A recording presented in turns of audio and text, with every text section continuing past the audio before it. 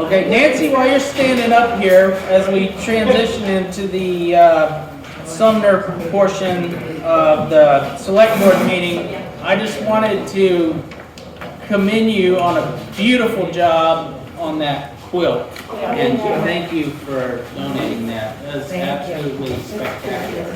Hopefully we can raise a lot of money. We sell tickets here.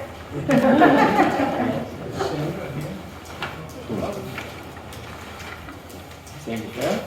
Yes, same as right beside Jeff. Over there. I'm not sure everybody knows what the quilt is. Okay. It's on the agenda. Maybe I'm the only one that does know. Okay. We have a member of the auxiliary explain it, please. It's on the, Yes. Let's just do it now since we're on. Yeah, we're here. Yeah, let's go. Knock something off the agenda. Yeah. Explain it. No. So Nancy has created a beautiful quilt to help raise money for the Ladies Auxiliary, which supports the fire department. And raffle tickets will be sold here in the town office or from any of the Ladies Auxiliary members. You can go to our Facebook page. Ladies Auxiliary Sumner Volunteer Fire Department, I believe is the name of it, and you can see the quilt there. You can walk in and see it in the office. It is $1 a ticket, unless you want to go the bargain route and get 6 tickets for $5. So, thank you, Nancy, for that. All right. And I think she would also want you to know that she made that in memory of Betty Walder. Okay, we'll use that. That's what I had in my notes, Nancy.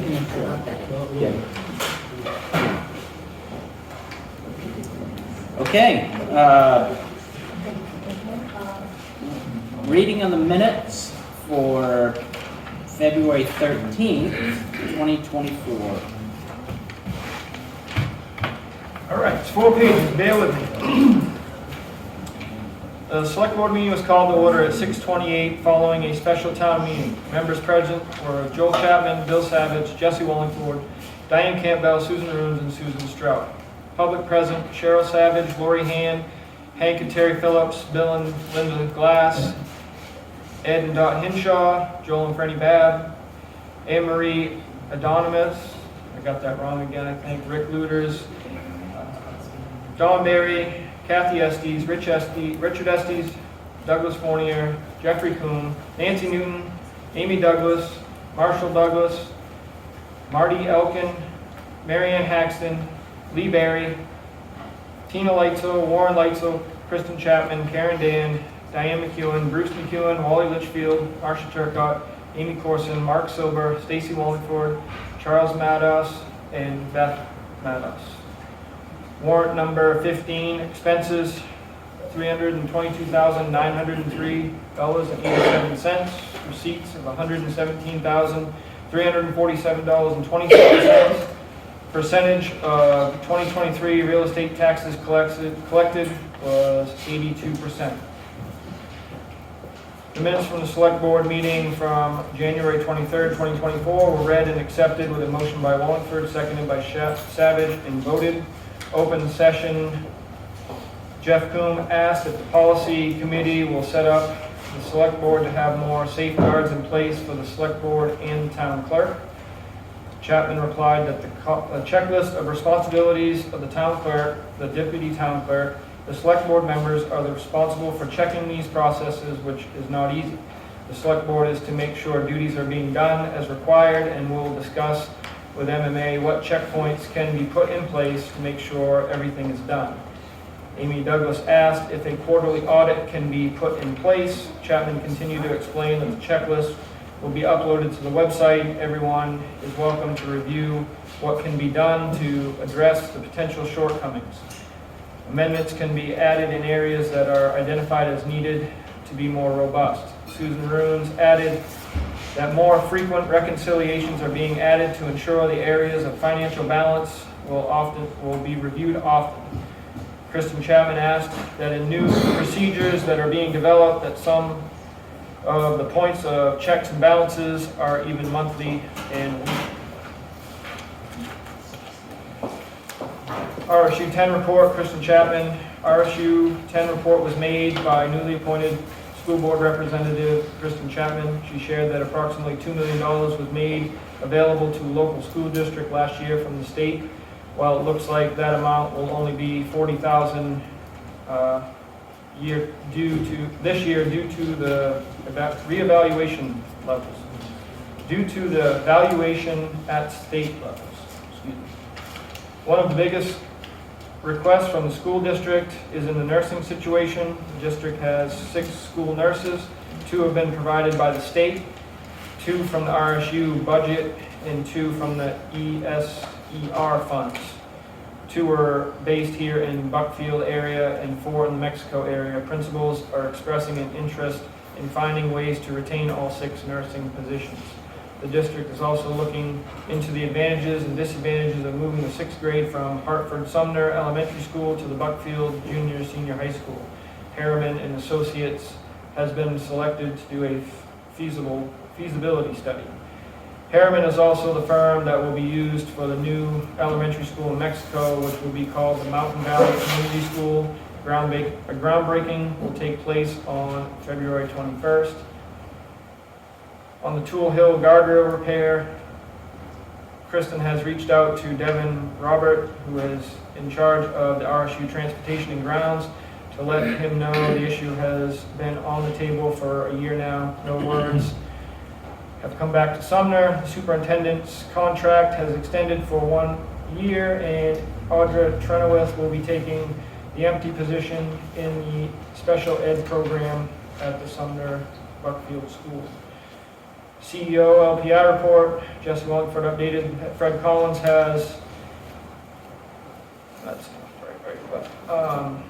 has inspected the plans and the implementation of the outhouse at Arthur Allen property that has been a concern for years. That should be updated or revised to say that Fred had spoke with Mohart and he has a plan, but Fred had not received it yet at that time, so we'll make that correction. The property owner still needs to fill out the paperwork, pay the $100 fee.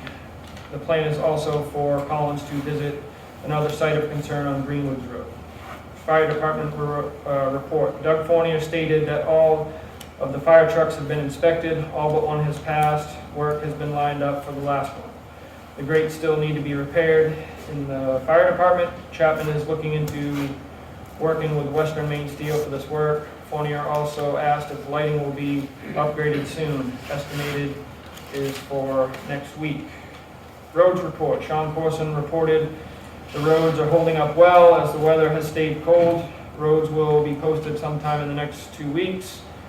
Charles Maddox inquired when work to Lower Sumner and Black Mountain Road. Corson replied that Black Mountain Road was completed.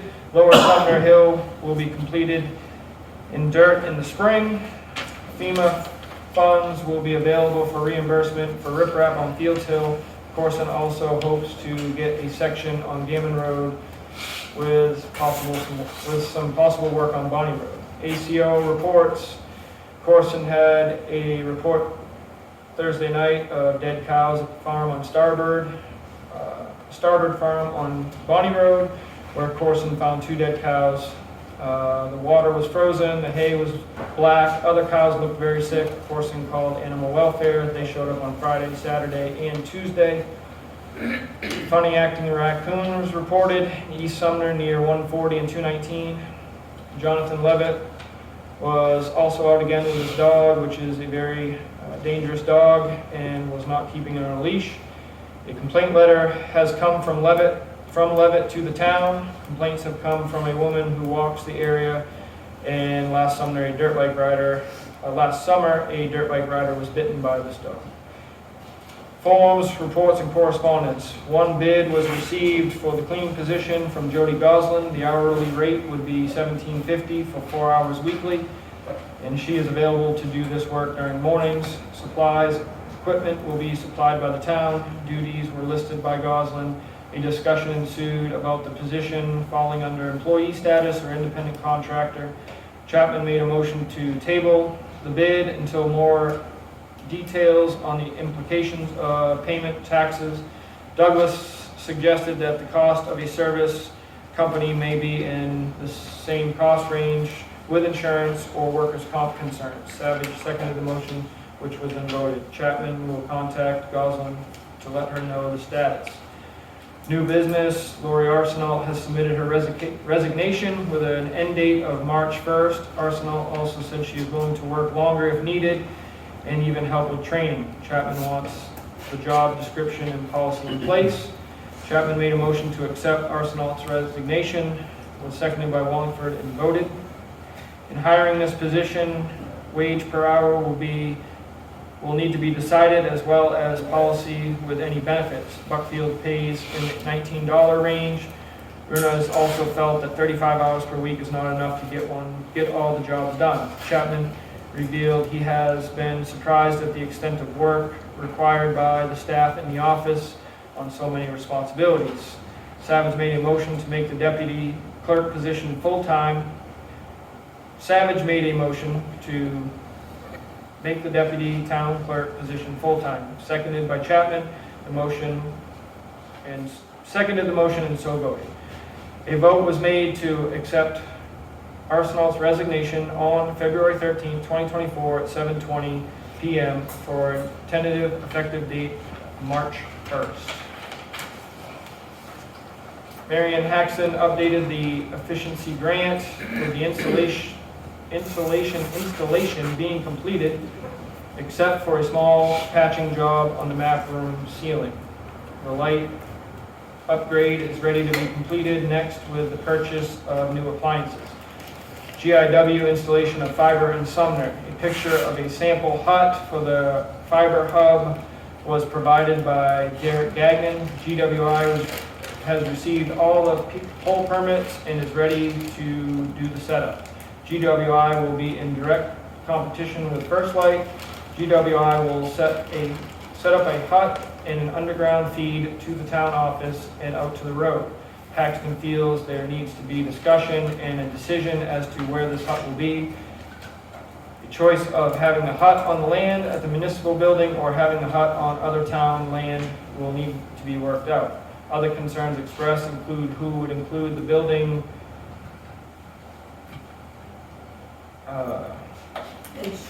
for damages or vandalism, as well as insurance if someone gets hurt. Savage will meet with a representative GWI to decide on details and have GWI attend March 5th Select Board meeting to present the plan to the townspeople. Announcement, all town departments will need to submit their budgets by the end of February. A date has been set for the annual town meeting in the newly chosen month of June. That date will be Saturday, June 22nd, 2024. The Sumner Buckfield Transfer Station Swap Shop meeting will be held at the beginning of the next Select Board meeting on February 27th, 2024 at 6 p.m. The meeting was adjourned by a motion by Wallingford, seconded by Savage, and so voted at 7:50 p.m. Any comments, corrections from the town? Yes. I would just like to amend what my statement was from RSU report. And I will speak to this more tonight, but it's the state contribution is $40,000 approximately more than what last year's amount was. And again, that was kind of confusing last time. And I sat down with, we had a call back in the central office this week and got a better explanation for that. So I'll speak to that later, but if we can just put more, where it says 40,000 in there, to put more, the state contribution. That's better. I was under the assumption that it got cut to 40. I didn't. I know, that's what I was like, I need to sit down with the superintendent.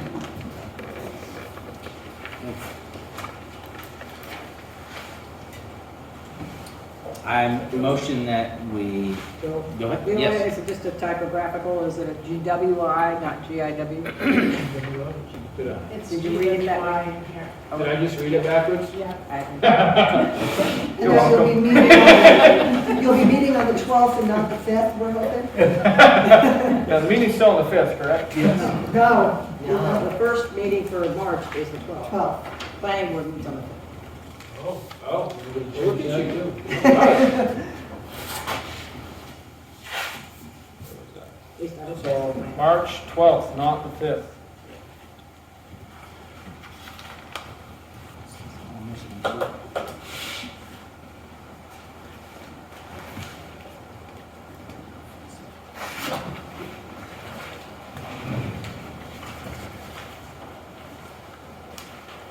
You got that one? Okay, I motion that we accept the February 13th minutes as amended. Seconded. All in favor? Okay. Okay, tonight, we reviewed and signed warrant number 19. Expenses, 15,359 and 15,374 through 383 for a total of $38,477.85. And receipts 1444 through 1511 for a total of $81,173. And as of present, for 2023 real estate taxes, we have collected 84% of them to date. Okay. Now we will enter open session.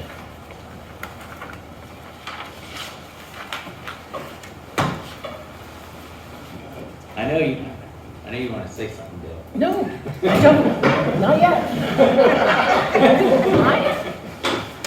All right.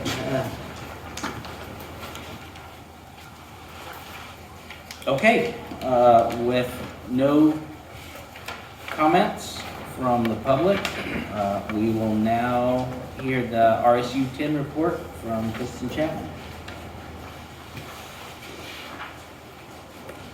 This way I won't be right in front of the camera. So we had a school board meeting last night, and we're now in full swing of budget season. Superintendent Alden, she did sit down and explain a little bit better what her explanation was last time about the 40,000 more than last year's amount. So I know you can't see all of these, but these are my notes that I'm taking. And these sheets here are called ED 279 sheets. And there's one for every year. So we went back 4 years ago, 3 years ago, 2 years ago, and then today, or this year. And I asked a lot of questions. And 21 to 22, the state contribution was about $15 million to the district. The next year, it was $15,700,000-ish, okay? Then there was this big jump between those 2 years, that year. So we're about 15 mil here. Then we jumped up to 17 mil here. So that was a 2 million increase between 22-23 and 23-24. Many of the districts in Maine did get that increase. There's really no explanation that anyone really has been able to know why that was. But then when we get to this year, we're still in the $17,900,000. So this 17 million, then this 17 million, it's an increase of $40,000. Does that make sense in a little bit more understandable terms? So I did ask, or is this just the accepted norm that every year the budget goes up? And the state allocation seems to go up, but there's a whole lot of, there's disappointment on the part of, at the finance committee, which I'm now a member of, but the superintendent's office, the administrators, are building a plan on only $40,000 increase this year. As compared to last year, there was a $2 million increase from the state.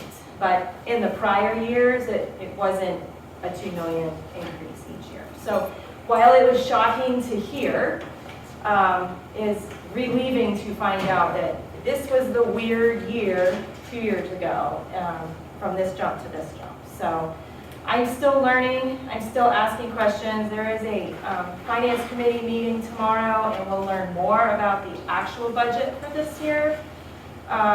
So feel free to ask me more questions when I learn a little bit more tomorrow.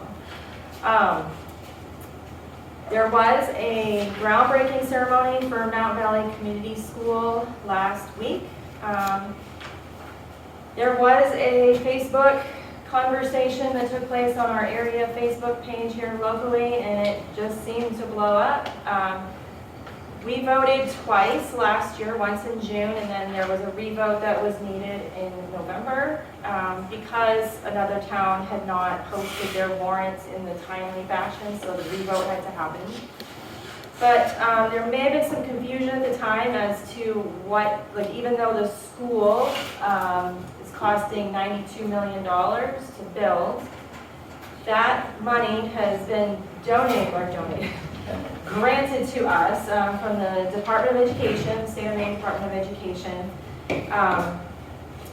1 million-ish of that was raised after the fact for the wellness fitness room. So when everybody went to vote on that, that portion was not included in things.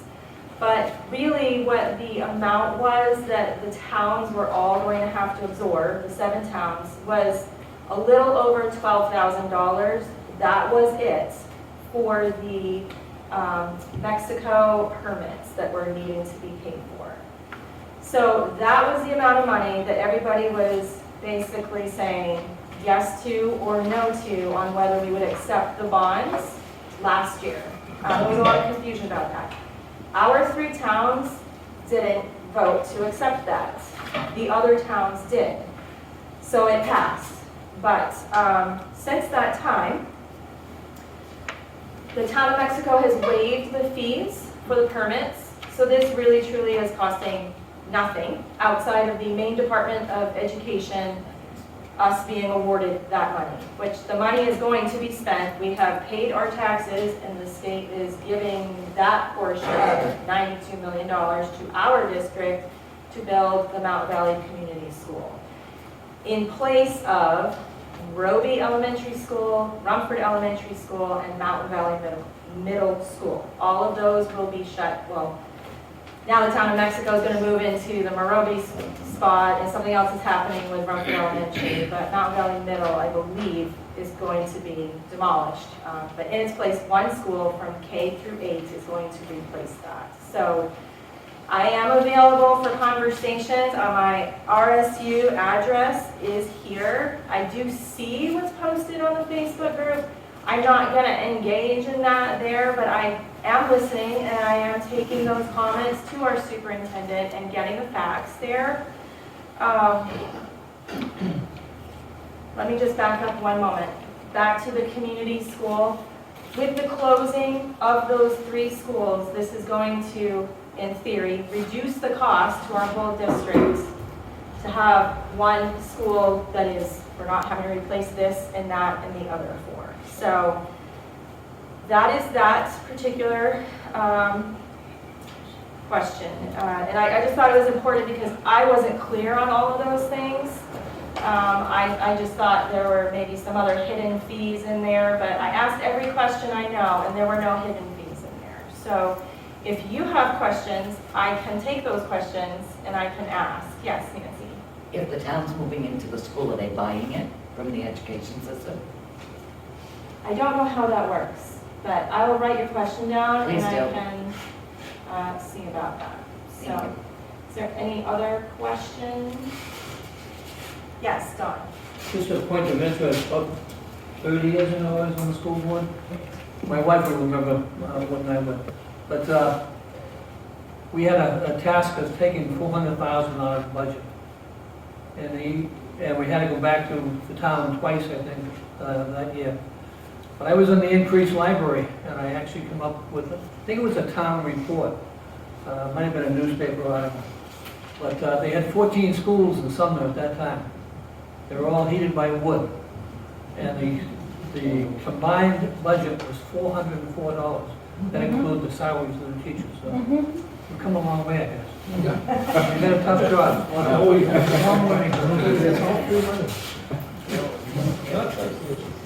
I will say that it's been an eye-opening experience for me to get into the weeds of this stuff and realize that everything comes from the state level, and they set all these numbers, and that's why I have to get my highlighter out. But I mean, there's numbers for the ratio of students to teachers, or students to librarians, or students to administrators.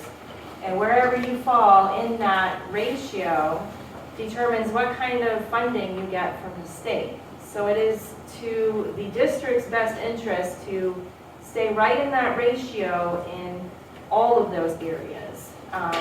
And so when I said last week that the biggest contributors to only getting $40-ish thousand more this year than last year from the state allocation,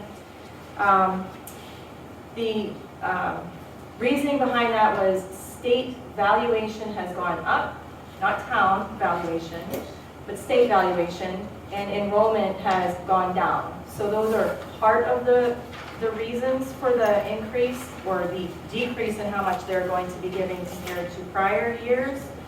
Other reasons for the expenditures in this budget that they are just at the beginning of putting together. They are talking about medical insurance is up 10%. There's negotiated salaries. There's building insurance, energy costs, and increases in out-of-district placements, as well as transportation to these out-of-district placements and homeless youth. So I will be able to learn more about that tomorrow, but like I said, it's been really eye-opening to understand what all this means. So, yes, Marianne. Have they spoken about what the state is at in terms of their commitment to education? The law says 55% to education. Have they made a report in terms of where the state actually is? I know it's less than 55, but I just wondered if there's a report. Might be why we're getting more money these past 2 years, because we're getting closer to that 55%. Yeah, but I wonder if you could ask the question, where is the state in its commitment to the 55%? Okay, I will get with you and write that question down in specifics so that I understand it better, so that I can ask that question tomorrow, because I knew nothing about that, so. It's legislatively, Yes, yeah. Isn't that the reimbursement rate, 55%? I think it's being. Yeah, and you're welcome to look through some of my papers from this ED 279 with me tonight, if you might be able to identify it faster than I would, and then we can ask together. So my email is kchapman@rsu10.org, and I'm usually here at these meetings, so anybody can come and speak with me in person as well. Just one question. Does the Federal Department of Education allocate money to the states? I would assume that they do, but I do not know more than that makes sense to me. Does anybody else know that answer? Yes. So I will write your question down and I will find out tomorrow as well. Okay, thank you.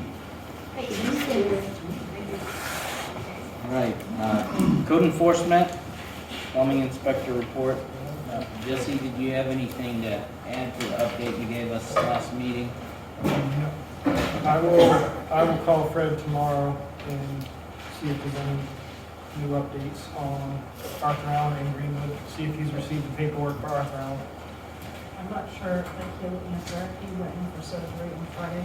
Went in for surgery on Friday. Probably won't hear from him, but I will do my best. Fire department report. Doug? We finally got our trucks all inspected, back in service. All our equipment's in service now, working good. We got about 13 guys now that are pretty committed, supposed to get together twice a month. We've been getting together about 2 or 3 times a week, working around the station, doing extra training. So we're in a pretty good place right now. We're doing good. Budget's looking good. Any word on the grates? So, I haven't heard back from Western Maine Steel, but I sketched out a diagram of what we need to replace those grates and sent it to them for an estimate. And Diane's husband, I just found out tonight, he works for Maine Oxy.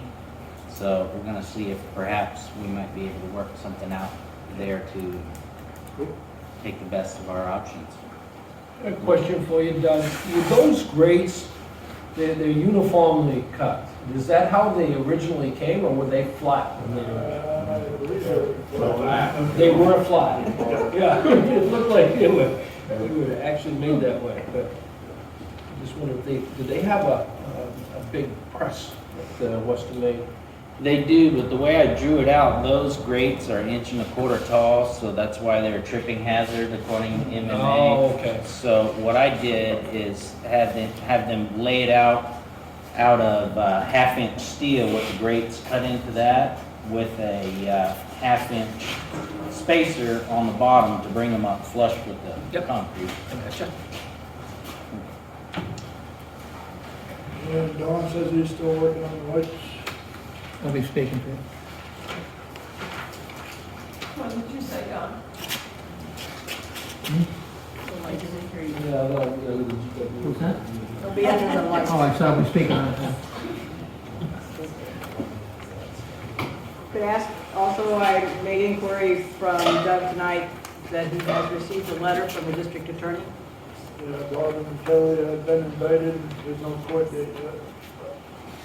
We've been officially notified.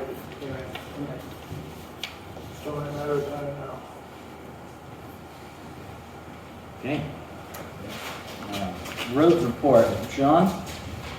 Yep, not much going on yet. The roads aren't all posted. Just to let people. First sign of spring. Yeah, that's right.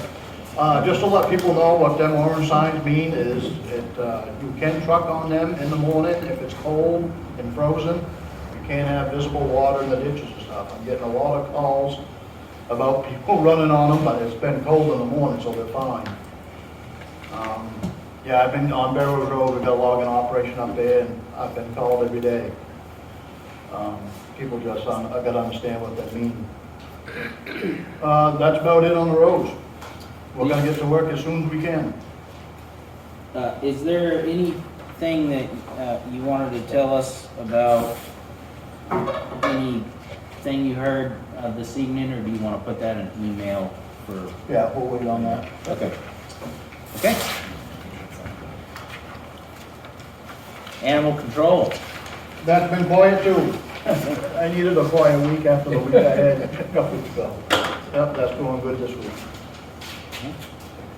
All right. Forms, reports, correspondence.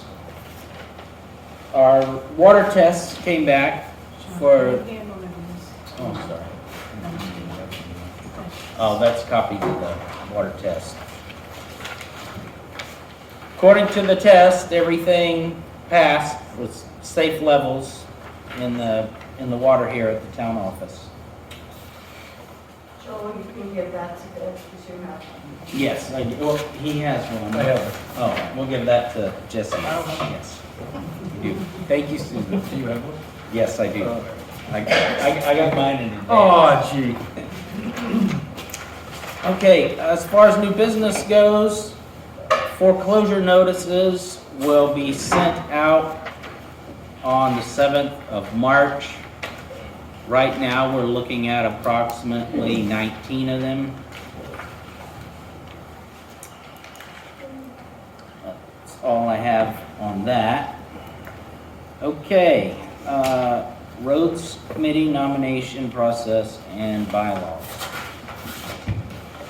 So, tonight, I'll be reading to you a road committee bylaws sheet that the board has put together. We're basically, as of today, 27 February, we are establishing a 5-member road committee that will each have a 2-year nomination by the select board. The mission is to advise the select board and road commissioner in the execution of the following: maintain the roads within the Sumner community while minimizing expenses, snow removal from the roads, while maintaining roads, minimize erosion and sedimentation flow in the local water streams. A review of work towards ensuring that roadside trees, shrubs, and grasses are cleared 6 feet from the edge of roads and 13 feet above roadways. A review of culverts that need to be replaced per the road commissioner. Review of the bridges that need inspection/maintenance per road commissioner. Assist with grant writing applications. Scope.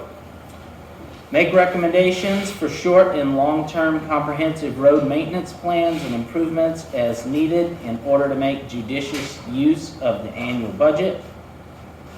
Work with the road commissioner and budget committee on recommended roads budget to be placed on the warrant for the annual town meeting. Triage project priorities in order of greatest need/hazard and traffic volume. Assist in cost estimation, budgeting, and occasionally grant writing for needed projects.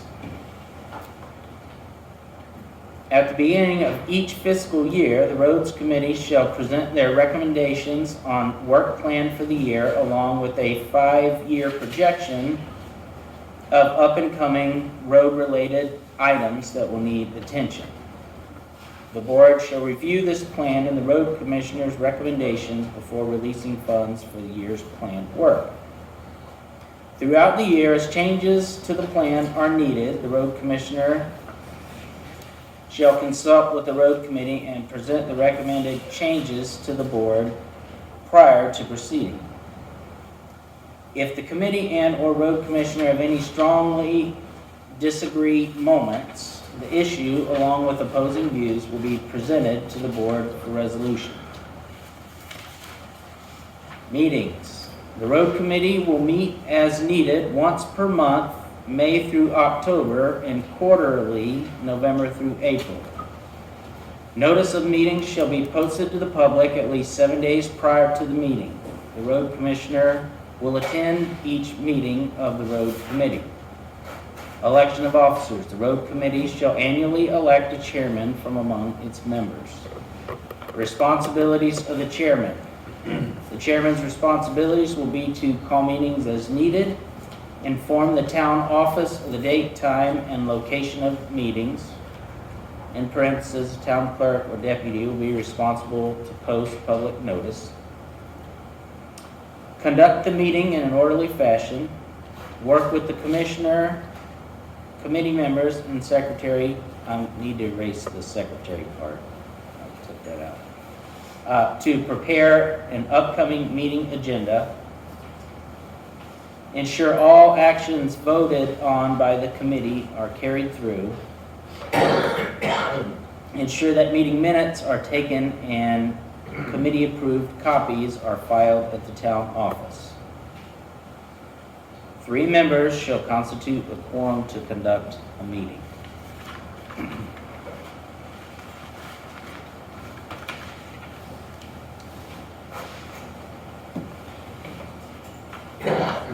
Any questions, comments from the board? Amendments?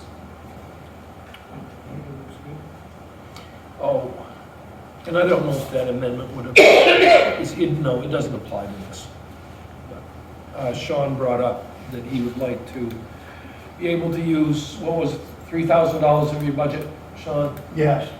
$3,000 of his budget, he has somebody that is a professional grant writer. That $3,000, that was annual for Annual, year? yeah. Annually. Write grants, locate and write grants for some of the roads. So I don't know if he needs approval from. Well, it's something to look into, I'm gonna look into it a little further. Cool, cool. Yeah, look forward to hearing what you Yeah. come up with there. Yeah. Well, I make the motion that we accept the Town of Sumner Roads Committee bylaws as read. Second. And printed. Question? Yes, So you, I believe I heard you say that at as the beginning of the fiscal year, the committee would sit and look at the proposed, what's going to be happening for the year. Is that an approval process or just a review to say, because the budget process happens before the first of the year, it says what the money's going to be available, and that usually says what the project's going to be for that coming year. So it seems like you're waiting until the first of the fiscal year to decide stuff that has to be done before. we may need to amend that right away. You may be thinking, I'm just kind of asking out loud. Well, I do think you said It's that they would be proposing the budget. So I would think that they would have a plan in place, but then at the fiscal year, the first meeting of the fiscal year, they would then just say, yes, we did get this money and this is what we're gonna do. But if you didn't get that much, you would have to adjust your plan. Right. I mean, with the town meeting happening in June, before the end of the fiscal year, you know, that's going to be a different kind of knowledge base than what we've had when it's in August too. Yeah, I guess my thinking when writing this was that we were essentially changing our,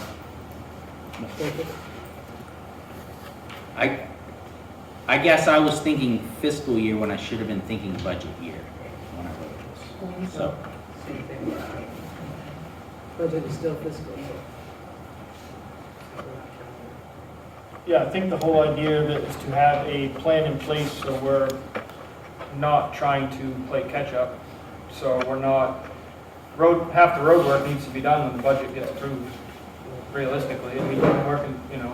But by having a town meeting in June, you're not having to play, I mean, you can't, when we had it in August, he was in the process of spending money before it was approved. Right. And this way, that would be, So we might have to change not we, but the road committee might have to change their plan according to whatever budget passes.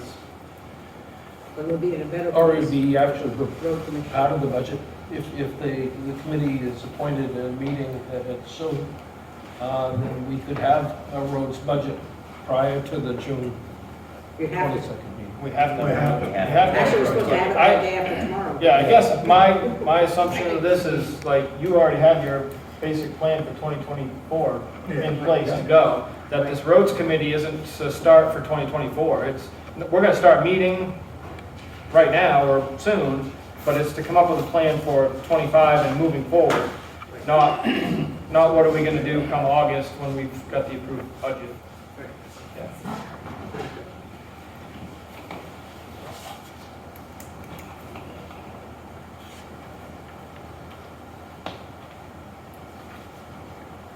so with that being said, do you guys want to review this further and accept this at the next meeting? Or do you want to accept it as written now and we'll make amendments as we go? I think that we make amendments as we go. Yeah, That way we can at least get on the ball with appointing members. Come forward. Okay.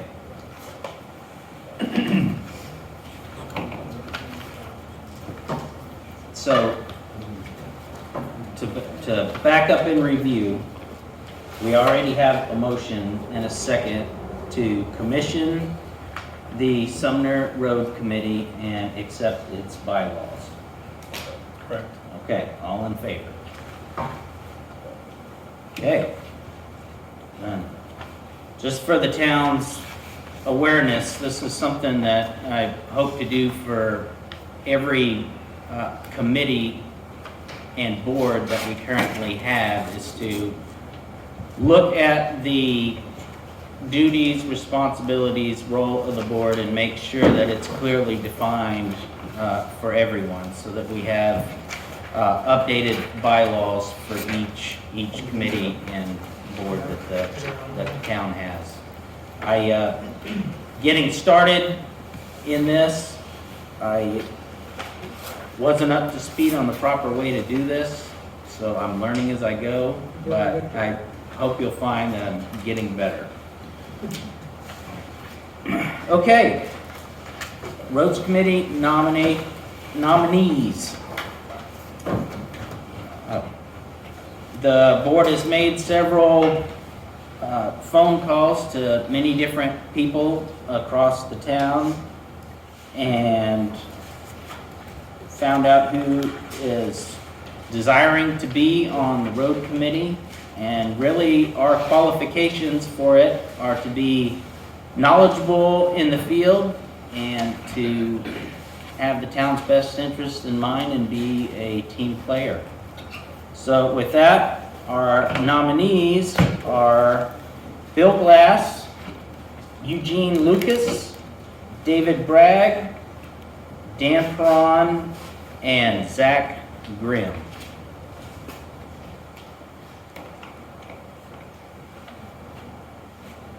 Grimm, G-R-I. Grimm, G-R-I-M-M. Yep.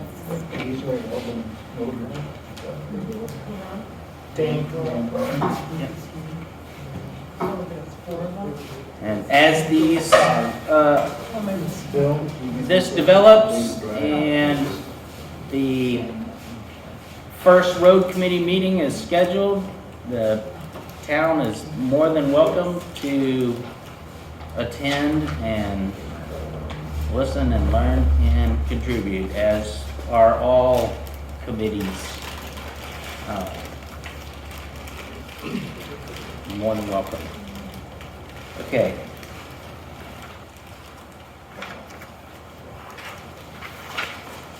So is this, Yes. this to be a staggering terms as well? Or you decided that? Yes, we've got as stated in the bylaws, it's gonna be a 2-year nomination, but we do have to figure out how we're going to stagger it. My thought was that usually the way things pan out, as people get going, some people will discover that it's a little more of a commitment than they really wanted to have, and that staggering will sort of naturally sort itself out, but we may need to review how to maybe stagger that annually. And then Sean's on it too. Is there anybody from the board that's going to serve as the liaison? I will be attending all meetings, et cetera.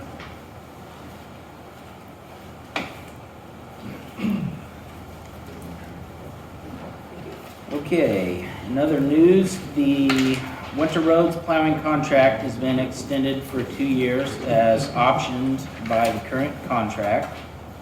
The extension will use the same terms as the current contract.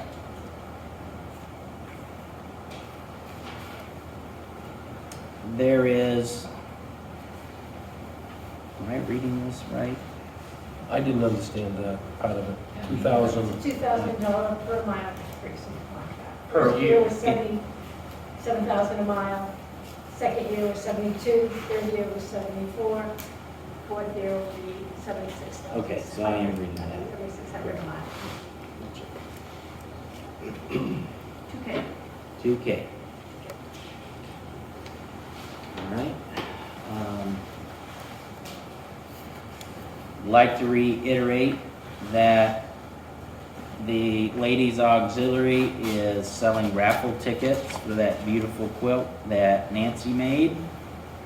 And the drawing will be held on June 1st, 2024. In old business, we are advertising for a deputy town clerk position. I dropped the ball on getting that listed on the MMA website, so I take responsibility for that. But I have all faith and confidence that Diane's gonna help me get it done ASAP. Okay, Mary Ann, would you like to give us the GWI update? Well, Bill will be in a better position to do some of it.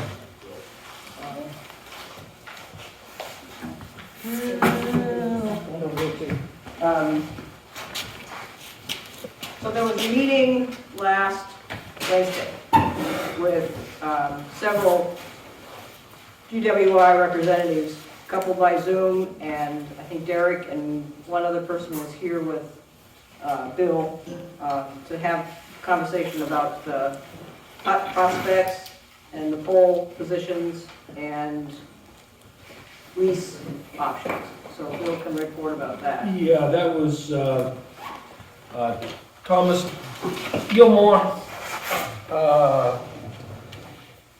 Peter Yukas, and what is Derek's last name? I don't. Derek Gagnon, yeah. Yeah, we reviewed 3 possible places for this that on town-owned property. One was the Newton property down across from the school. And I don't think the town has a clear resolution as to how We could use it.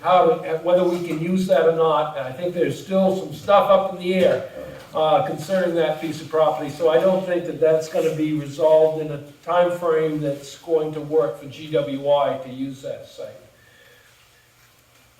They love this site here, but I was having a conversation with Sean earlier about where septic system leach field design is, and it's pretty much right in the pathway or where they would have to go in order to access the back. Plus, once you get back there, past where our septic leach field is, it drops off pretty quickly. And it's pretty boggy there too. Yeah, and they don't want a wet footprint.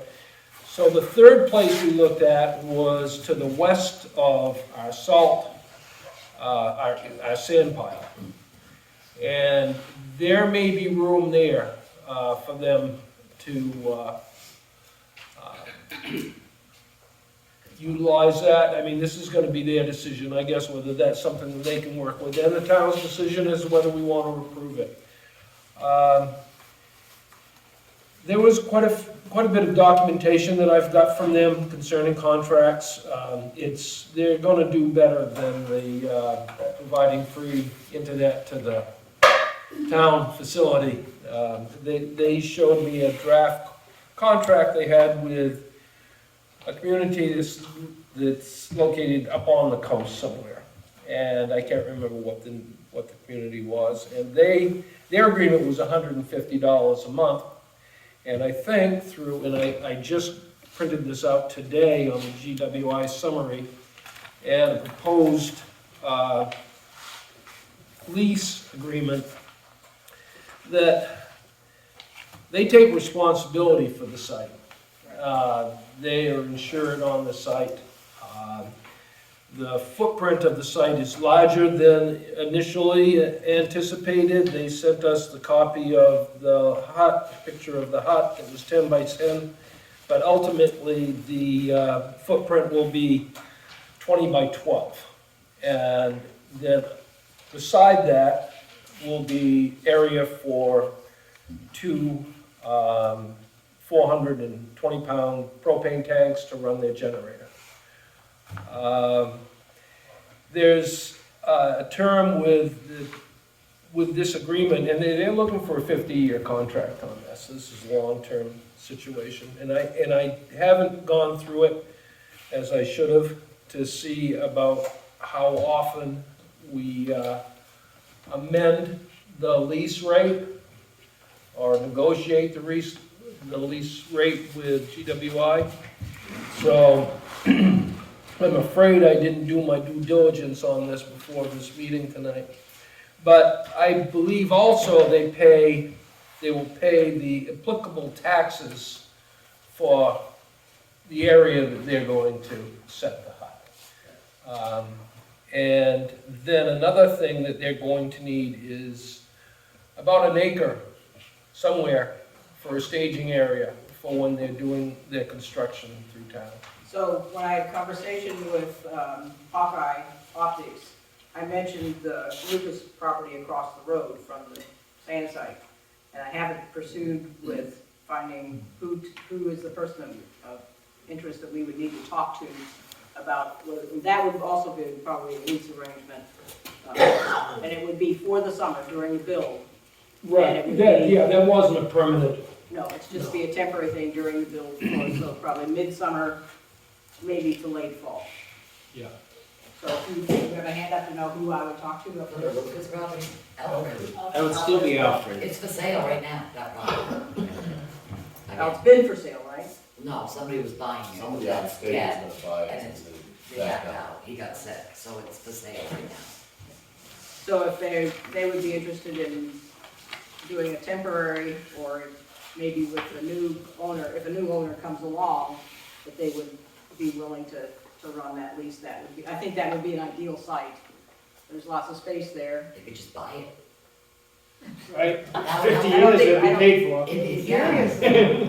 I But it's mean, on the rock, well, Yeah, they prefer not to, but it's not something they can do because I said that, with having the location here, we're gonna have the disruption with our town office because of our parking lot being dug up for them to be able to get access. But they direct bore. Yep. So that's not an issue. the only thing they asked for was that it be on the same side of the road as the primary. But they actually was, when we looked at the Newton property, said that that's workable. That, they can work around that, but they would rather, they prefer to have it on the same side as the whole line. Yeah. I just have a question in regards to the generator that you mentioned. Is that something that's running 24/7? Only when power outages, as far as I can tell. Okay. And my understanding was that it would be on part of that 12 by 20. The extra 8 feet is for the generator and the tanks. No, that's, the length of the building is 12 by 20, because it's housing the generator, but the tanks are actually outside of the building proper. At least, that's my understanding. So that, and I was supposed to be at that meeting, but I ended up staying in Portland that day, longer than I wanted. So I think the two pieces, and then the pole assignments, they have two places that I saw in Sumner that they thought they'd be connecting with West Paris that go through private property. There's a pole here and a pole over in West Paris, but the way to get them from one pole to the next one is on somebody's private property. And so we need to work that out as to how that would happen, how those connections would happen. Between, you mean if we have a road? On Estes Road. On goes Estes over Road, to- okay, yeah. And then one on Kittredge. But, and I got a little bit of a runaround, and not my questions answered directly, I don't think, but I believe that anywhere that we have high-speed internet in this town is not an area where GWI is going to go. They can't overbuild, I think was their term, on existing services. So they would I be, disagree with you on that. well, you can. Yeah. Yeah, more than welcome to. Because in order My for wife there to disagrees with be me all the time. internet for Susan, up on Wildwood, you have to come up Black Mountain. And you have to come all the way to Black Mountain, you just can't. Because, but if Susan decided she wanted it, then, then I think that they would do that. But I made these scenarios, say, well, I live 3 miles over here, and right now I have First Light, I decide you're gonna charge me $2 a month less than First Light, are you gonna, and the answer was no. They weren't gonna do that. The reality is, wherever they are, wherever they do build, anybody who is on that road has access, because I asked the question, I currently have First Light. If I wanted to have GWI, I have the option to do that. If they're building through there to reach somebody that doesn't already have it. Okay, now that clarifies that for me, that sort of makes sense. So I think But they're gonna come when they come and talk to us on the 12th. Not the 5th. not the fifth, 12. I think those are kinds of questions that will be good Oh, to sure. ask them. Also about phone service and anything else. And I'll make copies of this lease agreement for the other board members. And do you have that currently, Mary Ann? I haven't printed it, but I did receive it. Marion, they gave you prices. How long are they good for? Well, they've been good for 7 years so far, so. Because I I mean, the same know, prices that we quoted back when we first talked about going with GW are the same prices. because they put it in Mechanic Falls, so Mechanic Falls right now is paying less money than all their other people. So when is they gonna jump up to be that high? Say that again? If you look on their site online, that's on what town you're in as to how much you pay. The rates that they quoted to us are, I mean, that's, I think I would give it out. I have those somewhere, I think. Yeah. But anyway, I think those are good questions to ask on the 12th. Yeah, because why are different towns paying different amounts? It's kind of not sketchy. So I think those will be good questions. So, So, do you have anything else? I don't think I have anything more other than that we'll meet with them on the 12th, and I will pursue, if that's okay, the aspect of finding a yard for them to work out of. sure, go ahead. And then I'm not quite sure how we'll address the pool. But the hut, based on their priority, the hut location is the first priority. And then, where to go to work in terms of having a yard, and then the pole connections would be the third priority. So if we can get the first priority addressed by March, or first part of April, will be good. Okay. So if you could put this on the Newton property, down here in Sumner, Well, if that's, that was an option, they Okay. even stated that if they took that property over, that we, either they or we negotiate the demo of the old part of the building, the new part. then they wouldn't even have to build a hut, because they could utilize the addition that had been put on. Full of black mold. Is it? Oh. Yes, you don't want to use that. But the whole thing is, who's gonna plow it out? Who's gonna do all that? They do. They're totally responsible for the property. So maybe that's a good discussion point would be, what is it gonna take to clear whatever the questions are with that? And then, Yeah, and I think that's something that, I Well, think that they were probably more favorable to having the site there than they were down here, because it's not a comfortable site for them. I think there's ledge there, there's whatever. Yeah, so I don't know for sure. And their setback, because that's a state road, I think is 35 feet, am I right, Sean, as opposed to? I believe it is 35 feet, as opposed to the 75 feet that we have. It would be 35 feet here also, because this is off but the if they state took road. the footprint of the existing property, that's another question. If they- Yeah, it's just a matter of working it out with Nancy and her heirs to make sure that we get title of it, because, there we go. Can you straighten this out? Yeah. But what about the brook that runs out back of the old building? Is I don't that gonna think, be a concern? I don't think that's an issue for them, because they Grandfather. probably use the same footprint as the house is on now. 'Cause Because I know that used to flood the back of that old garage It when I was a did? kid. Oh, okay, so they may not, they may not like that The idea horse either. pasture didn't flood. No, there's a septic system there. We're gonna just move up further. So I think it would be good for us if we can pursue having a conversation about both those sites and then the yard. Yeah, I believe that would come on the site plan review too. Right? Yeah. Susan, It's a 4-acre piece, so there's, yeah, there's, wiggle room there. yeah, there is. The town will keep that property. Pardon? The town will keep that property. The town would keep the property if that's how, if that's a resolution that was made as far as terms of agreement of the lease. Yeah. Because it's 50-year lease, so the town would have to maintain the property. Right, okay. No, we Well, can we always would- sell 2 acres. Yeah, I mean, sell if you can't 2 do that. it's- Well, if we sold the 2 acres, and then we would be able to recoup whatever taxes that were owed us, whatever amount that is, and then the rest of that money, as far as I see, goes to Newton heirs. That's a conversation. The grandkids. That's a whole other thing. That's a whole different, That's, Conversation. that's homestead property of 65-year-old people. It's different law, Oh, okay, I was just reading through some of that. okay? it's a mess. Yeah. That was, yeah, In our anyway. budget. Yeah. Right. So so that takes care of those 2 pieces then, if that's all we have, that we have, the resilience piece. And they want to lease from a municipality. They don't want to own the land, they don't want to buy the land. So that's the best deal, that's the best arrangement, cooperative arrangement, I think. I don't even do that. Okay.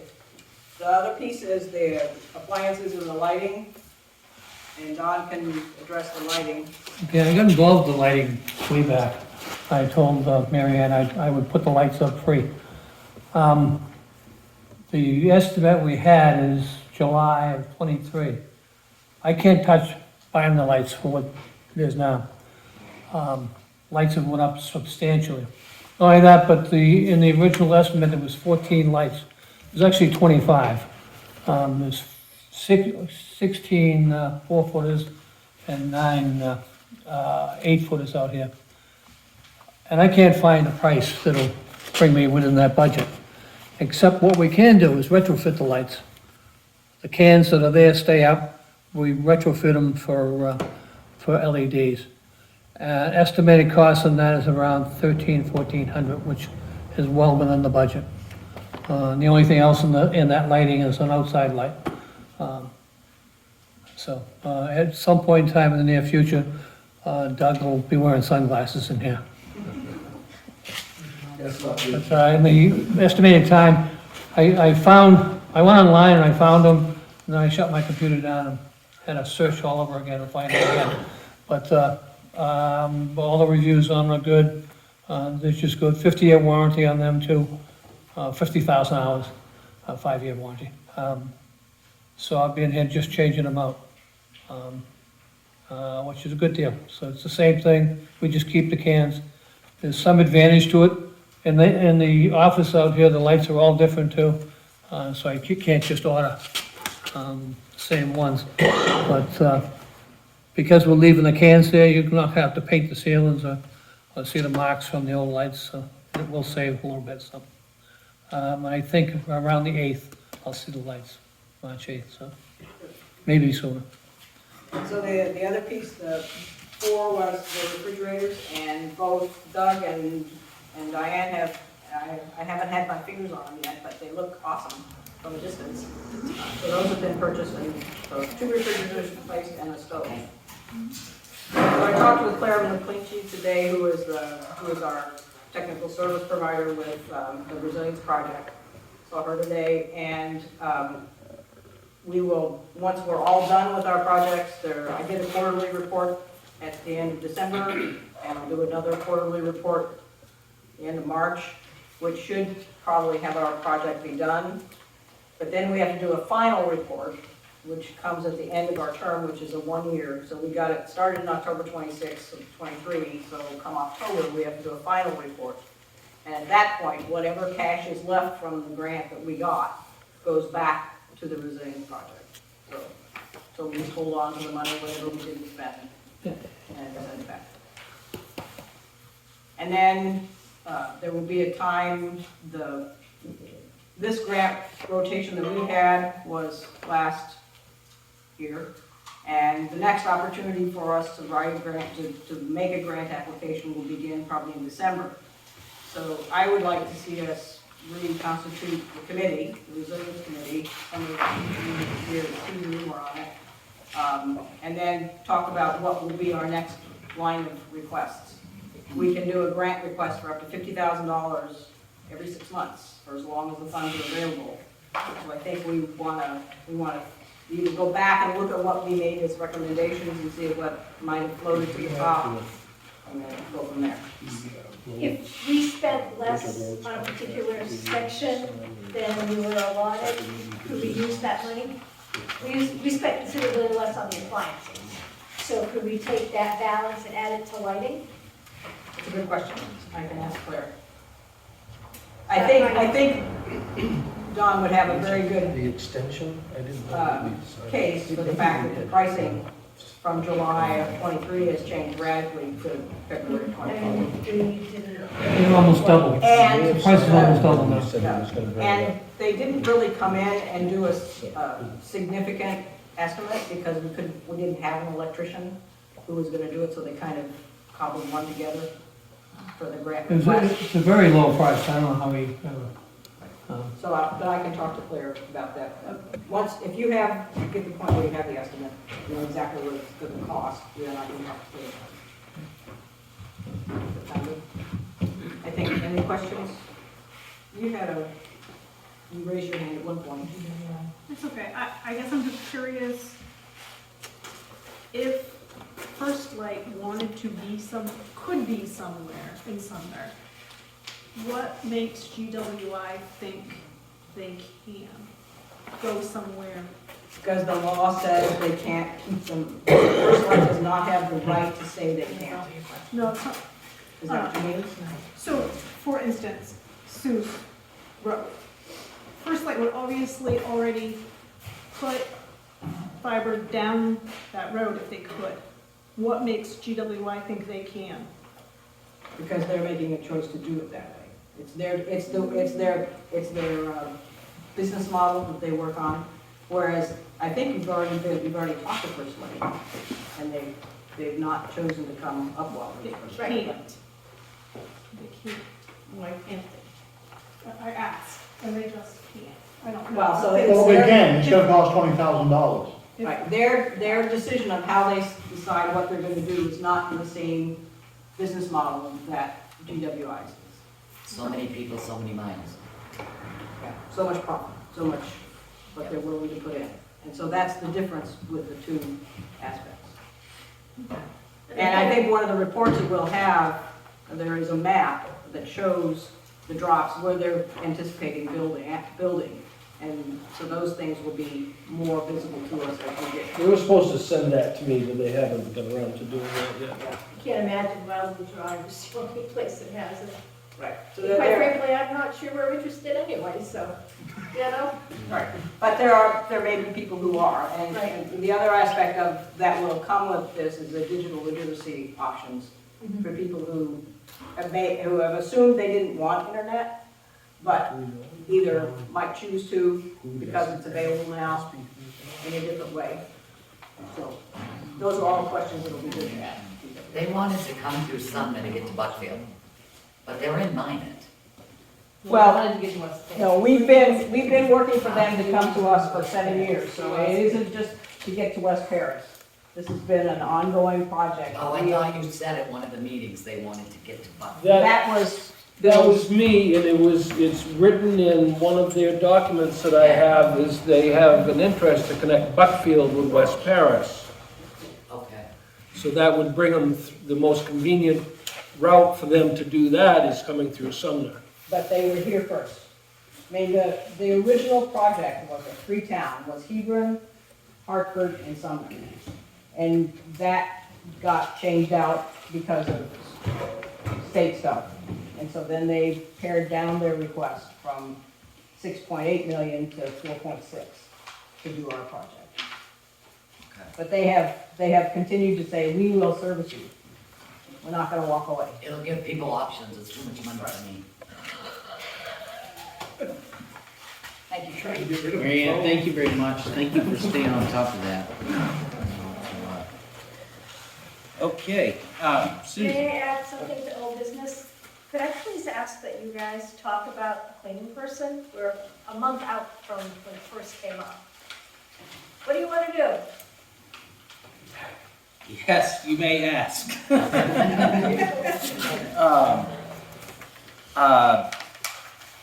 I talked with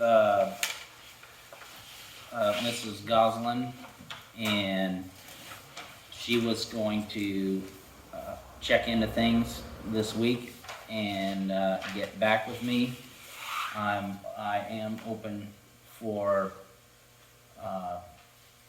suggestions from the board. Sue did bring up the fact that she looked into what the insurance and workers' comp would be if the town were to cover it, and it was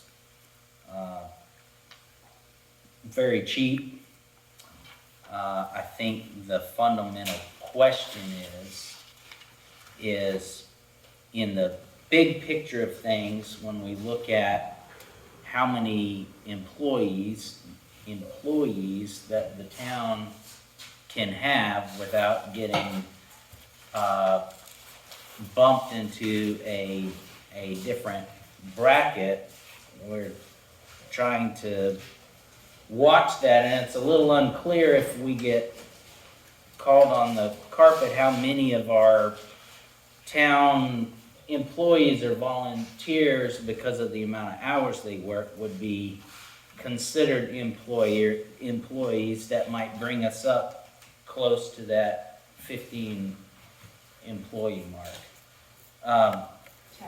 10, I'm sorry, yeah. So. And 10 does what? 10 brings you into a whole nother level of Department of Labor standards and regulations and mandates. As it relates So I to think- full-time positions. I think that it could be part-time or And if we have full-time. 13 firefighters, we're already there. Well, that's where things get a little Yeah, that's where it got muddy. muddy. So we're just trying to keep employees lower, less management on others' part as far as supervision of that person. I know we want to keep it local. Yes, Larry? What happened to the suggestion of independent company coming in from Very Mrs. Douglas? expensive, which from is- what I looked at. I didn't have facts and figures, but I did sort of cruise some internet websites and stuff on places locally that could do that, and it was average around 30 plus dollars an hour to do it. Have somebody come in like the service master or whatever. Maybe somebody can get some better ideas than I do. but- Kristen? Oh, I'm sorry, Lori. No, I'm were just you saying, gonna- there's a few other people who are actually in business that aren't like Made for Us or any of the bigger companies. Off the top of my head, Audrey Bragg, just off the top of my head. There's people like Audrey who are in business, and I don't know that, she may be coming in at $30 an hour, but I don't really believe that might be the case. A lot of these other companies are companies with a lot of employees, Yeah. with their own little vanagos that come around and et cetera. Maybe it's just a good idea to look for a 2 or 3 employee company, small, or, I don't know, maybe you did that. I'm just throwing it out. Right, and with that, you mentioned Mrs. Bragg. I think one of the overarching goals of our town is whenever we can provide work within the town for the town to sustain itself with our own people. Yeah, that's always something we'll strive for. Kristen, you had something to say? I know we've talked about this a little bit in the policy committee, and it was talked about as a contract bid. So for all of these tasks to be done, within a week's time, this is what we're looking for. And my understanding from when you all had wanted to advertise is that it was a contract bid that you were looking for per week. But then what was brought up at the last meeting, if I'm recalling correctly, was the topic of insurance. So and then this got tabled. So right now, the motion and the bid came in from Mrs. Goslin, and it's been tabled. So currently, you have somebody who's awaiting your answer. But if there is a situation with insurance, is it not, would it be possible to respond back to her with, a rate, not a rate, because we're wanting to get away from an hourly rate, but a contract bid that would include costs for insurance for what that would look like for that job. So since this is something that you have motioned to receive bids on, and now you're kind of stuck in the middle of your motion where you've received a bid, and that needs to be finished out. So I'm just wondering if we can communicate back with her with a suggestion of determining if insurance might be something that she would be interested in and maybe rebidding. Is that an option? Certainly. Yes. She is our bidder, and if I recall my conversation with her specifically, she was going to look into exactly what we talked about and give us an answer back. So I think where we're at right now is just following up with her tomorrow and finding out where she's at, and then depending on whether or not she wants to pursue that, and then we immediately move forward from there. Or the other option, as Sue suggested, was that we essentially go back to the original offer of an hourly deal where the town covers the other things. Susan? So, Kristen, you were talking about insurance, you mean workers' comp? No. No. Liability. Liability. Okay, there's also an option that we're asking all of our road people to do, is to fill out the form with Department of Labor for independent contractor status. It's pretty quick and easy form. If the Department of Labor says, okay, you qualify for independent contractor status, then they are that. But Jody would have to provide all of the supplies and materials as a contractor. So there's that piece too. Pretty much. So she has options, it just, Is she LLC? I mean, is she a company in and of herself? I mean, because like Black Mountain Brothers is LLC, Right. you know, her other Right. half. Is she in the same So ilk? she is a member of Black Mountain Brothers Limited Liability Company, and they were looking into what additional insurance or coverage, et cetera, they would need to have in order to cover a cleaning position as well. so we could have White Mountain Brothers fill out the Department of Labor independent contractor status form. Right. Grant Black Mountain Brothers that status, and there you go. She just has to provide her own materials for supplies. Okay, I'll make sure I let her know that tomorrow, that part of it.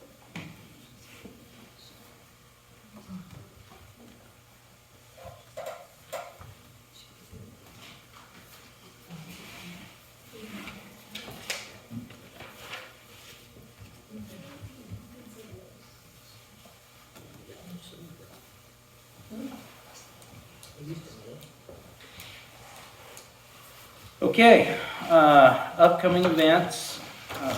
Town department budgets are due by February 29th. So that's 2 days from now. I know that the fire department was working on it at their meeting last Thursday. And I know Sean mentioned he was aware of it as well. Yes. Yeah. Great, okay, wonderful.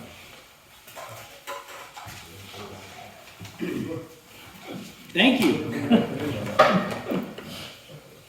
The presidential primary election is March 6th. Polls open at 5th. Oh, got it? Is that Tuesday? Not the 12th? I'm not doing anything on the 5th. Forget it.